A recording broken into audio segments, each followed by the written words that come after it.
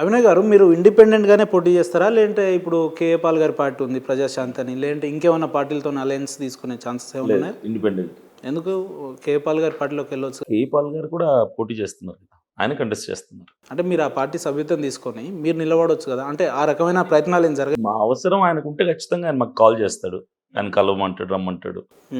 మాకు ఎలాంటి కాల్ రాలేదు కాబట్టి మేము ఇండిపెండెంట్గా పోటీ చేస్తాం. ఇండిపెండెంటే ఎవరు అంటే బయట సంఘాలు ఏమన్నా ఇప్పటికే మీరు ఏమన్నా అప్రోచ్ లాంటిది, లేదంటే వాళ్ళ మద్దతు అడగడం, బీసీ ఎస్సీ ఎస్టీ సంఘాలు, ఇలాంటి సంఘాలు ఏమన్నా మీకు అప్డేటెడ్గా సపోర్ట్ చేస్తున్నాయి? ప్రస్తుతానికి అయితే ఏం లేదు, ఎందుకంటే మేము ఇంకా ఫీల్డ్లోకి దిగలేదు కదా.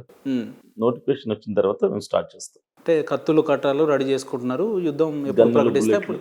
గన్నులు కూడా ఉన్నాయి, గన్నులు, బుల్లెట్, AK-47 AK-47 అన్నీ ఉన్నాయి. పెద్ద తిరణాలకు వెళ్ళినప్పుడు ఇచ్చారన్న 100 రూపాయలు ఒకటి చొప్పున మొత్తం తిరణాలు తెచ్చుకున్నాం, కత్తులు గన్నులు.